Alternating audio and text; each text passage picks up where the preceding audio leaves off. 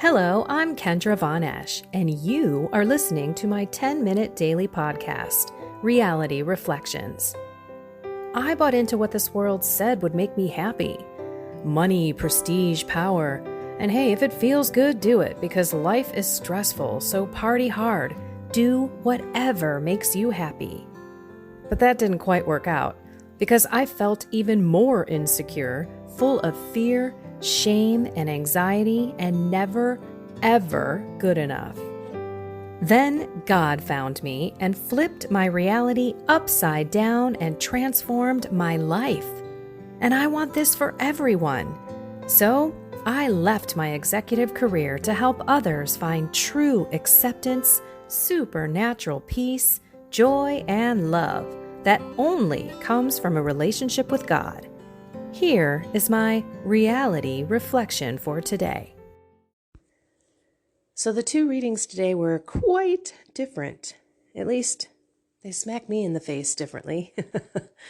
For example, the first reading was all about knowing God and doing God's will.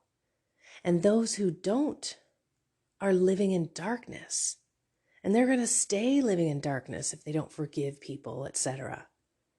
And then you go to the gospel, and it's the one where Mary and Joseph are bringing Jesus in for the presentation, and there's Simeon, and there's Anna.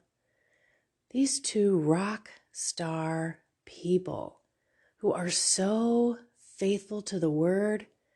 Anna's been in there day and night, night and day, praying to the Lord. And then I go back to the first reading, and I'm just trying not to be a liar and do his commandments. So when I go to read this, yes, I'm going to read you the first reading. I would like you all to sit and listen as if the Lord is speaking directly to you. Okay. 1 John. 1 John, 2nd chapter, 3 through 11. Beloved, the way we may be sure that we know Jesus is to keep his commandments. Whoever says, I know him, but does not keep his commandments is a liar, and the truth is not in him. But whoever keeps his word, the love of God is truly perfected in him. This is the way we may know that we are in union with him. Whoever claims to abide in him ought to walk just as he walked. Beloved, I am writing no new commandment to you, but an old commandment that you had from the beginning. The old commandment is the word that you have heard, and yet I do write a new commandment to you, which holds true in him and among you. For the darkness is passing away, and the true light is already shining. Whoever says he is in the light, yet hates his brother, is still in the darkness. Whoever loves his brother remains in the light, and there is nothing in him to cause a fall.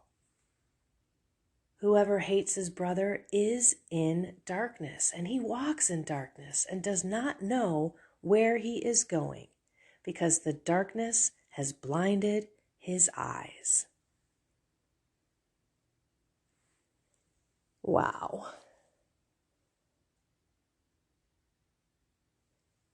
Are you following the commandments? Are you walking like Jesus wants you to walk? All of us have areas in our life where we can improve. No question. But in this reading, he kind of hammers walking in the blindness and being a liar. And if you're not forgiving your brother, you're in the darkness and you're going to continue to fall. We just wrapped up Christmas. How was it? Did you get in some arguments with family members and friends? Did you bring up old arguments? Are you harboring some resentment with other people? This is where God is trying to tell us plainly that those who do not love their brother are walking in darkness. And your brother is your neighbor, and it's everyone. So who came to mind, or what came to mind as you were listening? Because darkness has blinded your eyes if you are still hating your brethren, your brother, your sister, your brother and sister in Christ.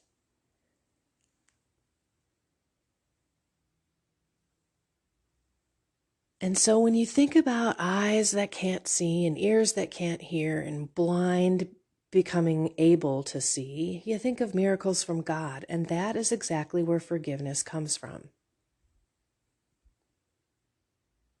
So if you did have people and things and situations come into your mind when I was reading that reading, then y'all need to pray hard to forgive these people and to allow God to forgive for you, because most of the time that's what it's about.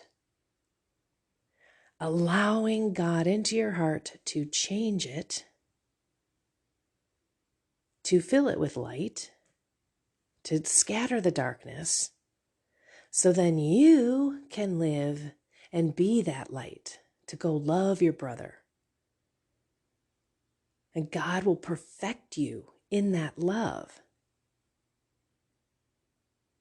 Some of us like to hold on to that anger and that resentment because we've held on to it for so long, we don't know what to do without it.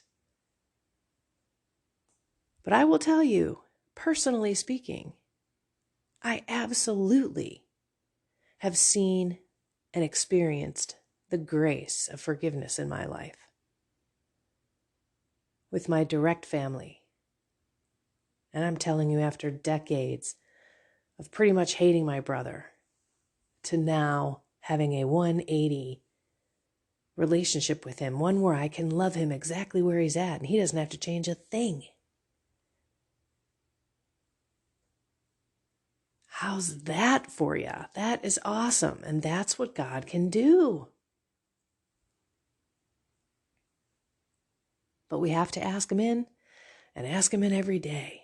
It took me a long time. First, it was a good 4 or 6 months. I can't remember exactly how long it was, but I remember that I wasn't getting anywhere.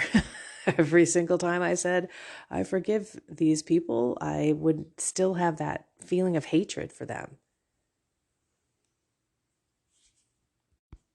But then after I finally asked God in and humbled myself for his help, a good 5, 6 months later, it all turned around.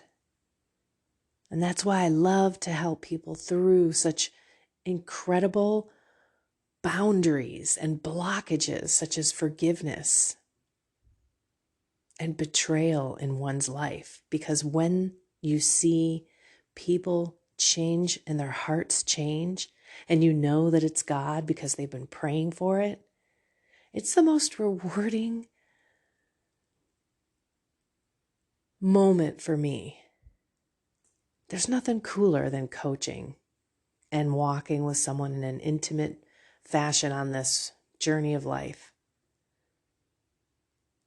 And I get as fulfilled as ever as I do it.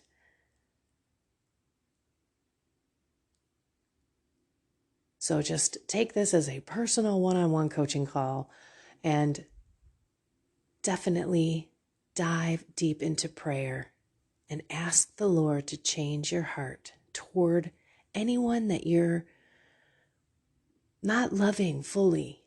Maybe you're not resentful at someone. Maybe you're not forgiving someone, but you just don't like someone. And you really want to be able to love them exactly the way they are. That could be the other prayer.